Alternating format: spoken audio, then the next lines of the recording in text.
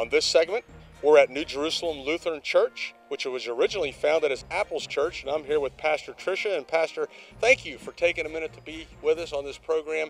Let's talk about this unique church in the sense of its history a little bit, and to give us an overview of what's going on here.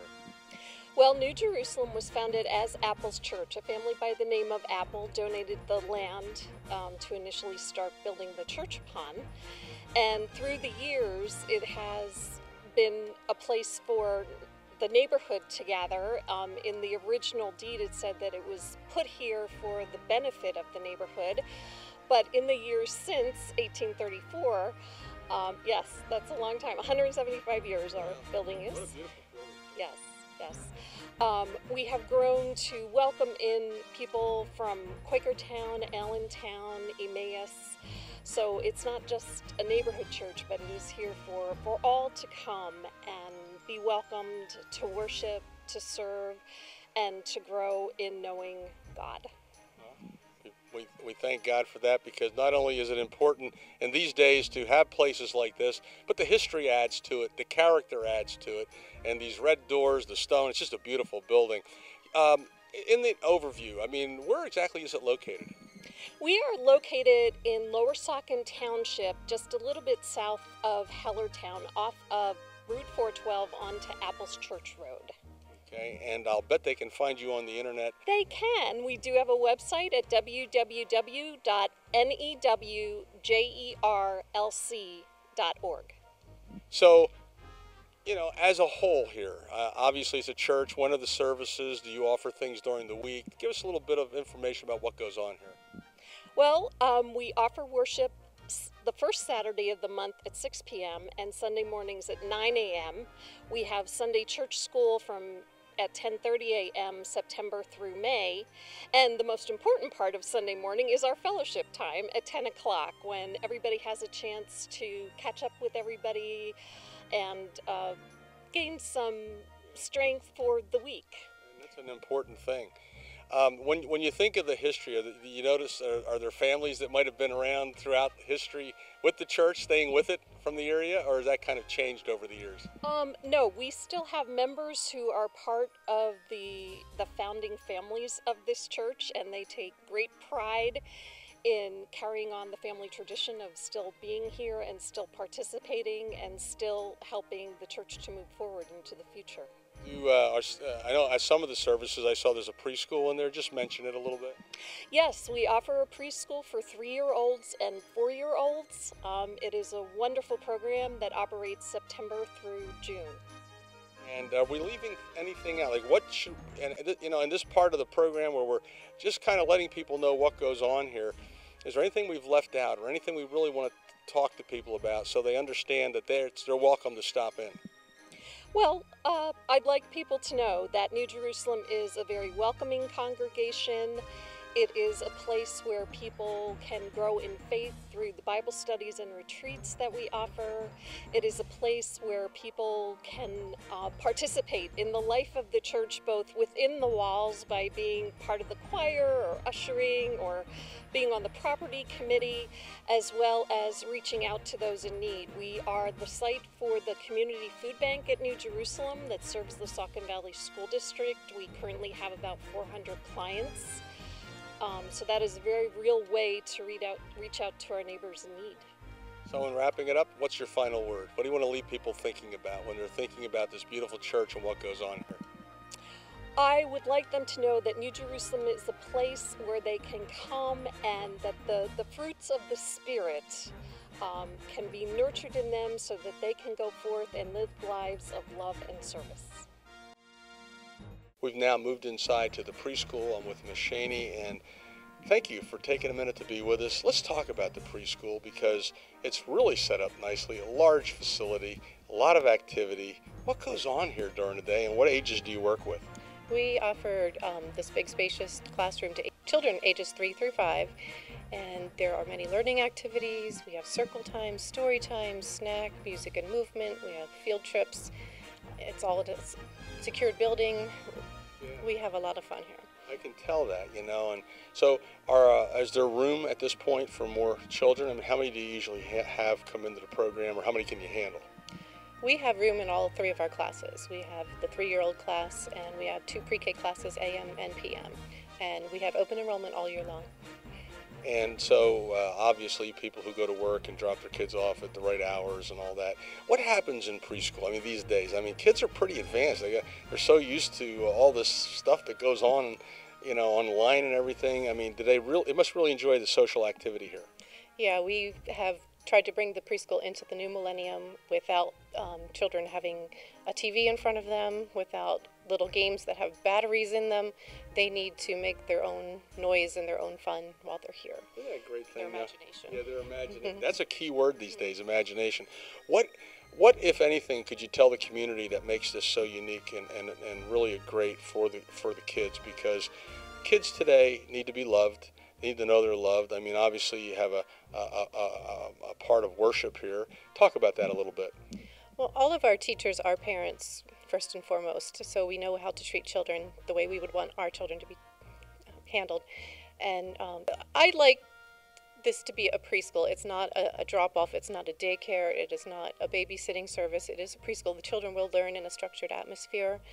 We try to get our pre-K classes right on for kindergarten. They are assessed throughout the year, and we talk to the kindergarten teachers, and we try to get all of their expectations met with the children.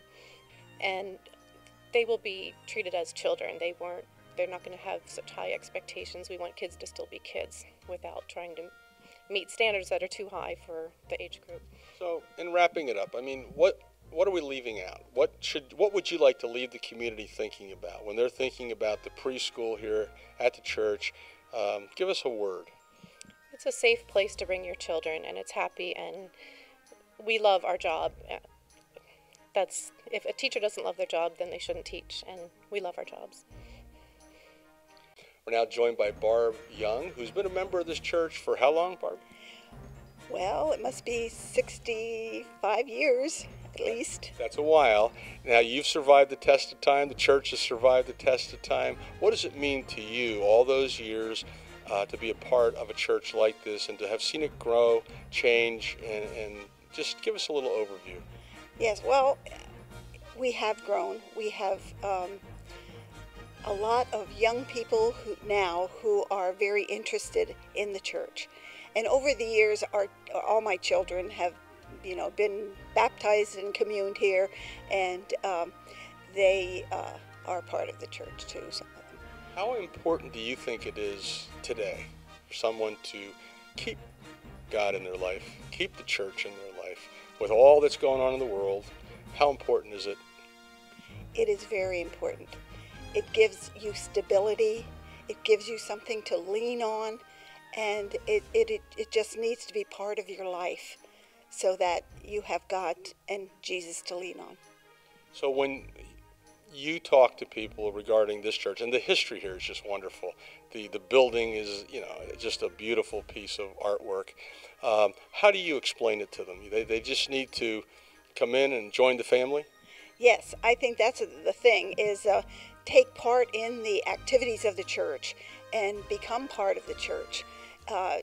Coming to worship is wonderful, but getting involved in the other activities that lift your life and make it part of your life, and make friends, and it's a family. This church is a family.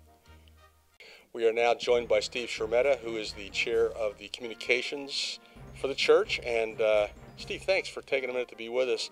Tell us a bit about, from your perspective, what it means to be part of this church, because you have a history here. Your family has a history here. I do. We joined this congregation when I was about age 7 or 8. I've been a member here ever since. And this congregation's meant a lot to both myself and my family here. And especially, everybody hits bumps in the roads of life here at one point or another. And they need something to fall back on. And this congregation has been, that thing we can fall back on when we've experienced our own hurdles. So it's meant a lot for us to be a part of this.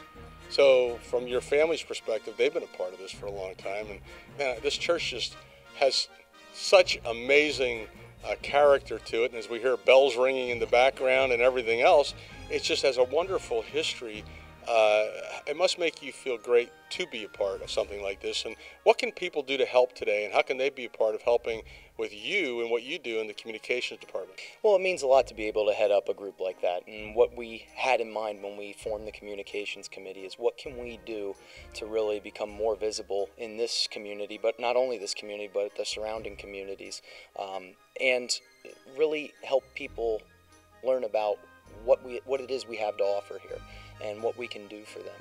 And anybody that's really looking for a place to worship, be involved with fellowship, volunteer, or just really be a part of a family, this will really be a good place for them. So you're encouraging people to come here, obviously, and what is it you'd like to leave people thinking about that maybe we don't know about the church, or that would be interesting to them, if anything? Just wrap it up for us.